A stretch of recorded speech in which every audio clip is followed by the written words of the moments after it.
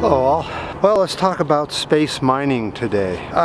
Because we were on the subject of space on the last video, let's sort of continue it. Space mining, what is that? Well, that's people from the planet Earth going out in spaceships, or robotic spaceships will go out, land on other bodies, asteroids, meteorites, the moon, and of course Mars will also get the axe. Apparently, back in 1967, the UN came up with some laws and rules on space. What they came out with is that no nation can own anything other than land on the planet Earth. It can't go out and buy land on the moon or asteroids or anywhere else on Mars. That's all off limits. However, they did okay space mining, which means that anybody can go in and claim anything to mine if they choose to mine that. That's okay. So in the last 2 weeks or so, we've been getting quite a bit of rain. An El Nino finally started kicking some storms in. Only about 2, and that's all it took. And most of the reservoirs are at least at average. Some are low, but we're in far better shape water-wise than we've been for years and years. Look at the water coming down from these what was dead waterfalls.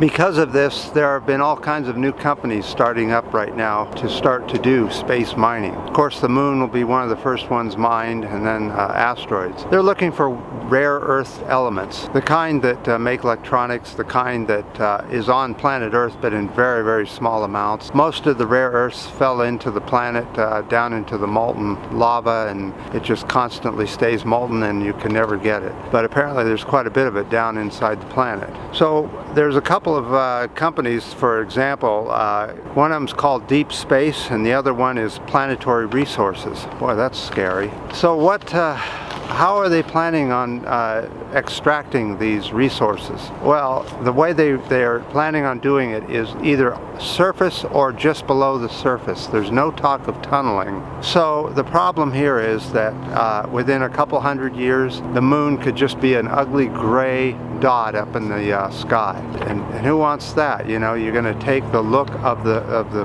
moon away.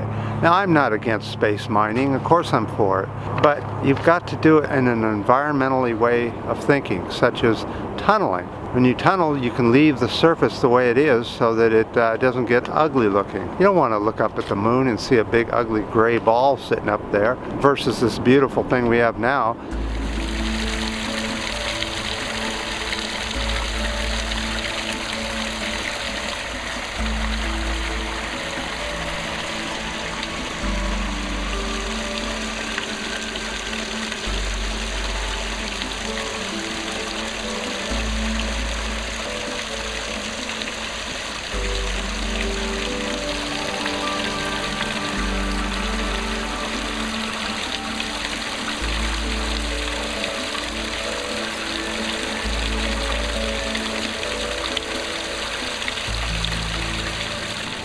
Okay, let's go over to the board real quickly and I'll show you another problem with space mining. Let's say if you have an asteroid maybe 10 miles by 10 miles wide, and it's really rich with minerals, so they start to mine it. Every single time a spaceship lands on that and takes off, you're pushing that asteroid ever so slightly out of its original orbit. That could come back to haunt you really quickly if it starts a problem with.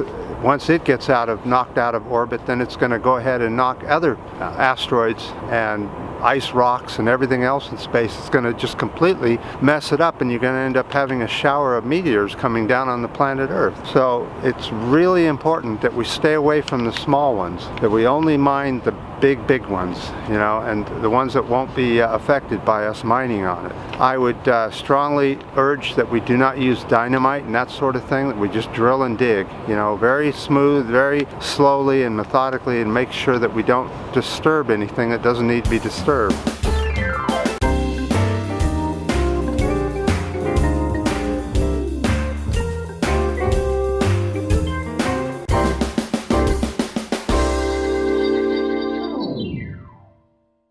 The next thing is, of course, with this this attitude of just go out and get whatever you can get. The problem with that is that it can cause a war. And if we're going to stay fighting wars, apparently we are, then of course Russia and the US and China are all going to get really pissed off with each other for mining each other's asteroids and this and that, even though the treaty is out there saying that you're not supposed to own property.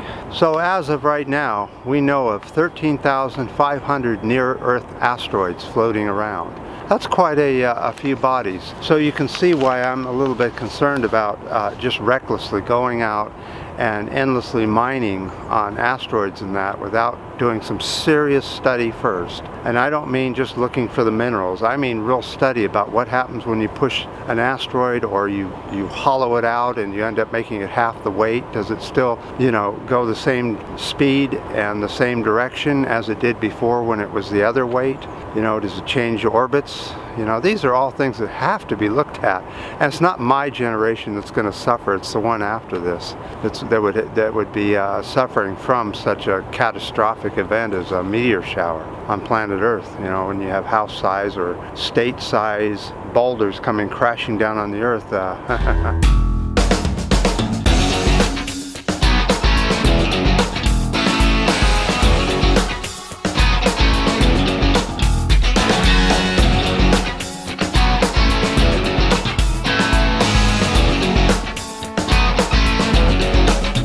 So that's just my thoughts. I'd love to hear your comments and your suggestions and what your thoughts are on that. And I appreciate all the comments on the previous videos and the ups and the downs and the new subscribers. And until next time.